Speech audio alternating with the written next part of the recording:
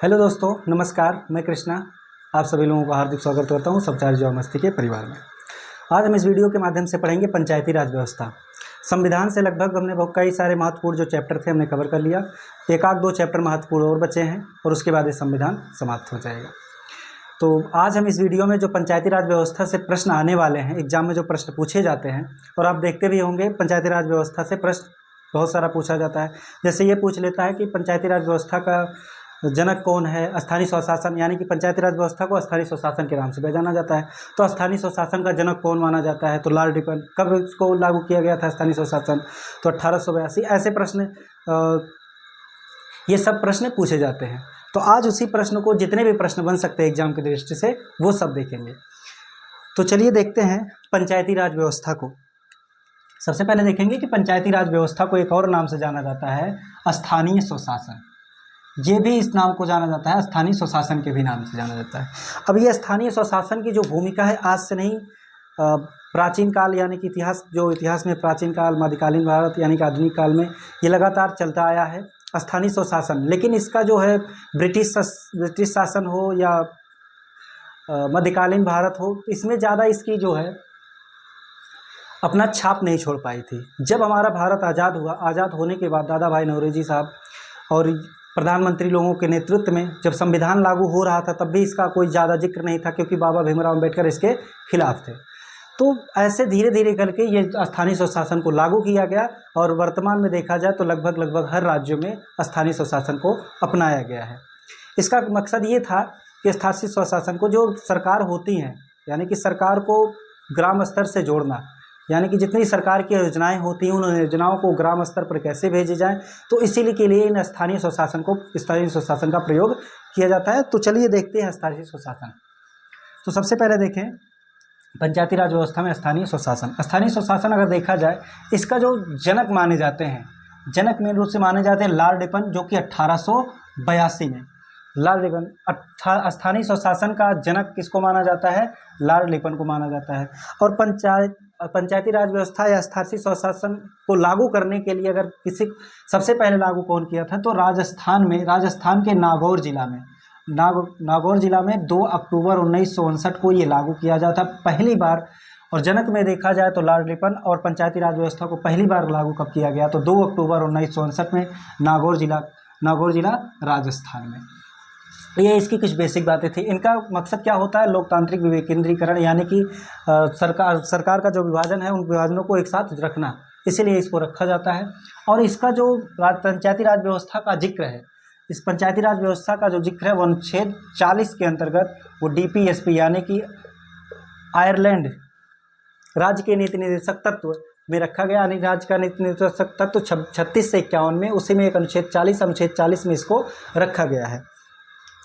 पहली बात तो ये स्थानीय स्वशासन अनुच्छेद 40 में रखा गया। पहली बात तो ये क्या है, राज्य के नीति निर्देशक तत्व में है। अब राज्य के नीति निर्देशक तत्व के जितने भी प्रावधान है वो बाध्य नहीं होते हैं। सरकार इसको क्या करता है, या तो चाहे तो अपने राज्य में रख सकती है या तो नहीं रख सकती, इसमें कोई बाध्य नहीं है। तो धीरे धीरे स्थानीय स्वशासन के लिए क्या किया गया, इसको संवैधानिक दर्जा दिया गया, क्योंकि जब तक संवैधानिक दर्जा नहीं प्राप्त होगा तब तक इस राज्य को लागू करने के लिए बाध्य नहीं होगा। तो धीरे धीरे इसको आगे चल करके 73वां संविधान संशोधन 1942 में इसको क्या किया गया, संवैधानिक दर्जा प्राप्त किया गया। फिर उसके बाद धीरे धीरे हर राज्यों में लगभग ये स्थानीय स्वशासन का प्रयोग हो रहा है। कुछ राज्य ऐसे हैं जहाँ पर नहीं हो रहा है। तो चलिए फिर आगे देखते हैं। उससे संबंधित पंचायती राज व्यवस्था से संबंधित कुछ समितियां हैं। वो समितियां कौन कौन सी हैं? जैसे सबसे ज़्यादा अगर प्रश्न पूछे जाते हैं, आप लोग देखे भी होंगे प्रीवियस पेपर में, बलवंत राय मेहता समिति जो है 1957 में आई थी। बलवंत राय मेहता समिति में क्या कहा गया था कि त्रिस्तरीय पंचायत की वकालत किए थे। यहाँ पर वे बोले थे कि पंचायती राज व्यवस्था स्थानीय स्वशासन को अगर रखना है तो त्रिस्तरीय पर रखा जाए। त्रिस्तरीय पर, ग्राम स्तर पर, ब्लॉक स्तर पर और जिला स्तर पर त्रिस्तरीय पंचायत की वकालत किए थे। फिर उन्हीं के बाद एक और समिति आई थी, अशोक मेहता समिति। अशोक मेहता समिति 1977 में आई थी, और इन्होंने 2 स्तरीय पंचायत की वकालत की थी। इन्होंने कहा था स्थानीय स्वशासन में 2 स्तरीय पंचायत की वकालत होगी। अभी इसको धीरे धीरे से हम लोग बारी बारी से याद करेंगे। और एक समिति आई थी GV राव समिति, और जो 1985 में थी, और ML सिंधवी समिति 1986 में। ये इम्पोर्टेंट होती, काफ़ी इम्पोर्टेंट है। ML सिंधवी समिति, हालांकि इंपॉर्टेंट सभी है, सभी प्रश्न पूछे जाते हैं कि कौन सी समिति कब आई थी, पूछी जाती है। अब इसमें क्या है, सबसे अगर देखा जाए कि कौन सी ऐसी समिति थी जिसमें संवैधानिक दर्जा प्राप्त करने के लिए वकालत की गई थी, तो वो समिति थी कौन से, सिंधवी समिति। सिंधवी समिति में ही एक जिक्र किया गया था कि जो स्थानीय स्वशासन होगा उस स्थानीय स्वशासन के संवैधानिक दर्जा प्राप्त करने के लिए वकालत की गई थी, और वो कब आई थी, 1986 में। तो यानी कि संवैधानिक दर्जा प्राप्त करने के लिए जो वकालत की गई थी वो सिंधवी समिति में। और ये न्याय पंचायत की भी वकालत की गई थी, और इनमें ये भी की गई थी कि त्रिस्तरीय की वकालत, जो कि बलवंत राय मेहता समिति में की गई थी 1957 में वकालत, वो भी इनकी वकालत की गई थी कि त्रिस्तरीय की वकालत की जाएगी, यानी कि स्थानीय स्वशासन जो होगा राज्यों में वो त्रिस्तरीय पर होगा। तो त्रिस्तरीय पर यानी कि ग्राम स्तर, ब्लॉक स्तर और जिला स्तर पर। तो जो समितियां थी, इनसे संबंधित जो समितियां हैं, या इनको लागू करने के लिए जो कई बार बारी बारी से समितियां लाई गई, जिसमें से पहली समिति थी बलवंत राय मेहता समिति, 1957 में आई थी।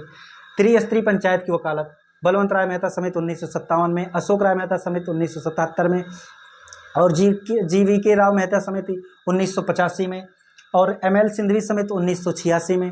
इसमें जो है संवैधानिक मान्यता प्राप्त करने के लिए की बात की गई थी, किस समिति में, सिंधवी समिति में। तो ये समितियां से संबंधित कुछ चीज़ें थी। अब इस समितियों के साथ साथ अब जब स्थानीय स्वशासन, यानी कि इसको स्थानीय स्वशासन को राज्यों में लागू कब से किया गया, तो लागू किया गया था 73वां संविधान संशोधन 1992 में। और कब लागू किया, 24 अप्रैल 1993 से ये व्यवस्था लागू हो गई। इसलिए आप लोग देखते भी होंगे कि 24 अप्रैल को पंचायती दिवस के रूप में मनाया जाता है। तो पंचायती दिवस के रूप में कब मनाया जाता है, 24 अप्रैल 1993 में तो लागू किया गया था, इसलिए 24 अप्रैल को क्या मनाया जाता है, पंचायती दिवस के रूप में।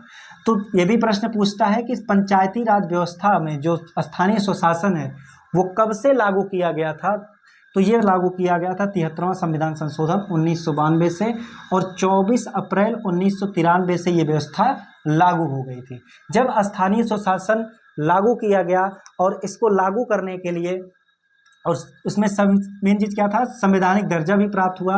इस स्थानीय स्वशासन में कितने कार्य क्षेत्र जोड़े गए थे, तो 29 कार्य क्षेत्र जोड़े गए थे, जो कि इसका कोई मतलब नहीं, बस इतना पूछता है कितने कार्य क्षेत्र जोड़े गए थे, तो 29 कार्य क्षेत्र। अब ये संवैधानिक दर्जा प्राप्त होने के बाद स्थानीय स्वशासन को किस में रखा गया, तो भाग 9 अनुसूची 11, भाग 9 और अनुसूची 11 और अनुच्छेद 243A से लेकर के 243O तक, 243A से लेकर 243O तक इसको रखा गया था। किसमें रखा गया, तो भाग 9 में, अनुसूची 11 में, और 243A से लेकर के 243O तक इसका जो दर्जा है उसको रखा गया, 29 कार्य क्षेत्रों को। ठीक है, और इसमें किसकी बात की गई थी, त्रिस्तरीय प्रणाली को ही जोड़ा गया था, जो कि बलवंत राय मेहता समिति और सिंधवी समिति में न्याय की त्रिस्तरीय की वकालत किए थे। तो सिंधवी समिति और बलवंत राय समिति का जो प्रावधान था, यानी कि इनकी जो वकालत किए थे, इसी को उठा करके त्रिस्तरीय प्रणाली को मंजूरी प्राप्त हुई कि जो हमारे स्थानीय स्वशासन, यानी कि राज्यों में जो पंचायती राज व्यवस्था लागू होगी वो त्रिस्तरीय प्रणाली पर होगी, ग्राम स्तर पर, ब्लॉक स्तर पर और जिला स्तर पर। तो ये त्रिस्तरीय प्रणाली को मंजूरी प्राप्त हुई थी। और सबसे पहली बात इसमें एक और चीज़ रखा गया कि जब प्रणाली को लागू किया गया, उसमें यह भी कहा गया कि जिस राज्य की जनसंख्या 20 लाख से कम होगी, जिस राज्य की जनसंख्या 20 लाख से कम होंगी, वहाँ पे 2 स्तरीय प्रणाली लागू होगी, सिर्फ ग्राम स्तर पर और जिला स्तर पर, यानी कि बीच का जो ब्लॉक स्तर पर है उस स्तर को क्या किया गया था, समाप्त कर दिया गया था। तो त्रिस्तरीय प्रणाली को मंजूरी मिली, और 20 लाख से अगर कम जनसंख्या है तो उस राज्यों में क्या होगी, 2 स्तरीय प्रणाली लागू होगी। हालांकि ऐसा बहुत कम है, बहुत क्या कम है ही नहीं कि कई ऐसी जनसंख्या है जिसमें 20 लाख से कम हो। तो 20 लाख से कम जनसंख्या किसी भी राज्य में नहीं, इसलिए 2 स्तरीय प्रणाली लागू नहीं है। अब उसमें जो त्रिस्तरीय प्रणाली में ग्राम पंचायत या पंचायती राज व्यवस्था में लागू किए गए थे, वहाँ पर जो सीटों का आरक्षण, अलग अलग सीटों का आरक्षण भी दिया गया था, जिसमें महिला भी चुनाव लड़ सकती हैं, SC ST के लिए भी चुनाव है, तो इस पर आधारित तो महिला के लिए 1/3 भाग यानी कि आरक्षण सीट दिया गया, और SC ST के लिए भी सीट रिजर्व किया गया था, इसके लिए किया गया था। और जैसे हर अनुपात में SC ST भी होंगी, महिला भी होंगी, और सामान्य वर्ग OBC सबको रखा गया था। तो SC ST के लिए जो जनसंख्या के अनुपात पर इनकी सीट को आरक्षण दिया गया था, यानी कि जब जहाँ पे जनसंख्या अधिक होगी उस हिसाब से इनकी जनसंख्या अधिक होगी, सीटों की जनसंख्या, सीटों का आरक्षण अधिक होगी, और जनसंख्या अगर SC ST की जहाँ पर कम होगी तो वहाँ पे सीटों की संख्या भी कम होगी। तो SC ST के लिए जो आरक्षण मिला था वो जनसंख्या के अनुपात में मिला था, और महिलाओं की जो सीट थी वो 1/3 थी।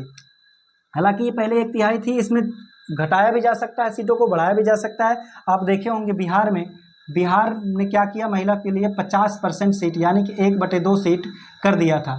तो बिहार में 1/2 सीट है महिलाओं के लिए, बाकी राज्यों में 1/3 सीट है महिला के लिए।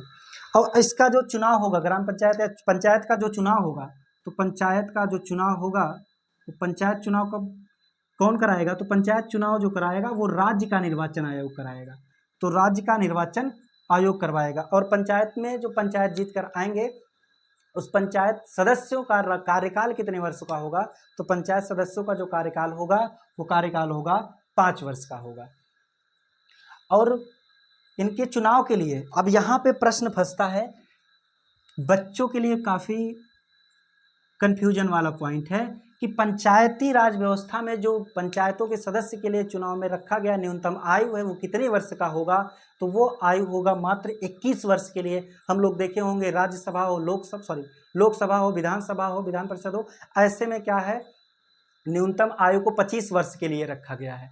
तो बच्चे क्या करते हैं, अगर प्रश्न में आ जाता है न्यूनतम आयु तो पंचायत सदस्यों के लिए, तो आप लोग लगा के आ जाते हैं 25 वर्ष, जो कि होता है 21 वर्ष। यहाँ पर इसको ध्यान रखना, चुनाव के लिए न्यूनतम आयु जो है वो कितने वर्षों के लिए की गई है, 21 वर्षों के लिए की गई है। तो पंचायती राज व्यवस्था का स्थानीय स्वशासन है। अब इसमें कुछ क्या है, ग्राम पंचायत की जो संरचना है, संरचना में क्या क्या है वो देख लीजिए कि इनकी संरचना क्या है। संरचना में देखते हैं, जो पंचायत की संरचना होगी वो 3 स्तर पर होगी, ग्राम स्तर पर होगी, ब्लॉक स्तर पर होगी और जिला स्तर पर होगी। अब इनका काम क्या होगा, ग्राम स्तर पर जो होगा वो उसका मुखिया, उसके अध्यक्ष को हम किस नाम से जानते हैं, मुखिया के अध्यक्ष, यानी कि ग्राम स्तर पर जो मुख्य होगा, अध्यक्ष होगा, उसको मुखिया के नाम से जानते हैं, जो कि प्रधान आज के डेट में है। और ब्लॉक स्तर पर जो अध्यक्ष होगा उसको प्रमुख के नाम से जानते हैं, और जिला स्तर पर जो अध्यक्ष होता है वो अध्यक्ष के रूप में होते हैं, अध्यक्ष के रूप में होते हैं। अब ग्राम स्तर पर जो चुनाव होता है वो प्रत्यक्ष रूप से होता है। ग्राम स्तर पर जो चुनाव होगा, यानी कि ग्राम पंचायत की जो संरचना वो 3 स्तर पर है, ग्राम स्तर, ब्लॉक स्तर और जिला स्तर पर। ग्राम स्तर, ब्लॉक स्तर और जिला स्तर पर है। तो ग्राम स्तर का जो अध्यक्ष हेड होगा उसको हम मुखिया के नाम से जानते हैं, ब्लॉक स्तर पर जो हेड होता है उसको हम प्रमुख के नाम से जानते हैं, जिला स्तर पर जो हेड होता है उसको अध्यक्ष के नाम से जानते हैं। और मुखिया और इनका जो चुनाव होता है वो प्रत्यक्ष रूप से होता है, लेकिन प्रमुख और अध्यक्ष का इसका जो चुनाव होता है वो होता है अप्रत्यक्ष विधि से। प्रत्यक्ष का मतलब होता है जिस सदस्यों को जनता डायरेक्ट अपने मतों के द्वारा चुनती है, तो ऐसे विधि को प्रत्यक्ष विधि कहते हैं, और जो जनता के द्वारा नहीं चुनी जाते हैं उसको अप्रत्यक्ष रूप से जानते हैं। तो ये ग्राम स्तर पर मुखिया जो होते हैं प्रत्यक्ष रूप से, ब्लॉक प्रमुख या इन दोनों का अप्रत्यक्ष रूप से होता है। और ग्राम स्तर पर जो मुखिया होते हैं इनका काम क्या होता है, इनका काम होता है कि ग्राम स्तर पर जो लाभार्थी होते हैं, जो सरकार की योजनाओं को पाना चाहते हैं, तो सरकार की योजनाओं को ग्राम स्तर मुखिया के द्वारा उन लाभार्थियों को क्या पहुंचाया जाता है, उन योजनाओं का लाभ पहुंचाया जाता है जो उसके पात्र होते हैं। जो पात्र होते हैं तो पात्र लोगों को मुखिया के द्वारा ही सरकार की योजनाओं को क्या किया जाता है, वो उनके तक पहुंचाया जाता है। और इनके विकास कार्य के लिए, यानी कि ग्राम स्तर पर जो विकास होते हैं उनके विकासों को पहचान करना, उनके विकास, फिर उन पहचान करके उनका क्या करना, विकास करना। जैसे ग्राम स्तर पर सड़कें हो गई, ये सब चीज़ों का विकास करना होगा, ऐसे कार्य होते हैं। इस प्रश्न नहीं पूछा जाता है यहाँ से। फिर उसके बाद जो होता है इनका काम क्या होता है, तो मुखिया के द्वारा जो वर्ष में, साल भर में जो काम किया गया है उनका क्या होता है, लेखा जोखा तैयार करके अध्यक्ष महोदय के पास भेजना होता है। और अध्यक्ष महोदय क्या होते हैं, इन दोनों का क्या करते हैं, देख रेख करते रहते हैं। तो इस तरह से पंचायती राज व्यवस्था से संबंधित आज हम वीडियो में देखे थे। पंचायती राज व्यवस्था में हमने जो मोस्ट इंपॉर्टेंट पूछा कि इसका जो जनक माना जाता है स्थानीय स्वशासन के रूप में, जनक जो होते हैं वो लॉर्ड लिपन 1882 में थे, उनसे संबंधित। और इसको कब सबसे पहले कहाँ पे लागू किया गया था, तो नागौर जिला में लागू किया गया था। 1959 में लागू नहीं किया गया, इसको पहले से रखा गया था नागौर जिला में। और फिर उसके बाद देखा जाए कि इसमें जो सबसे पहली बार इसको लागू कब किया, यानी कि जोड़ा कब गया राज्यों में, यानी कि संवैधानिक दर्जा कब प्राप्त हुआ पंचायती राज व्यवस्था का, तो पंचायती राज व्यवस्था का दर्जा प्राप्त हुआ था कब, 73वां संविधान संशोधन 1992 में। और इसके जो संवैधानिक क्षेत्र रखा गया, कितने 29 क्षेत्र रखे गए। कितनी समितियां थी, कुछ समितियां थी जैसे बलवंत राय समितियां, अशोक मेहता समिति, GV के समिति, सिंधिया समिति। बलवंत राय मेहता समिति जो है 1977 में है, सॉरी 1959 में, फिर 1977 में, फिर 1985 में GV की ML सिंधवी समिति 1986 में।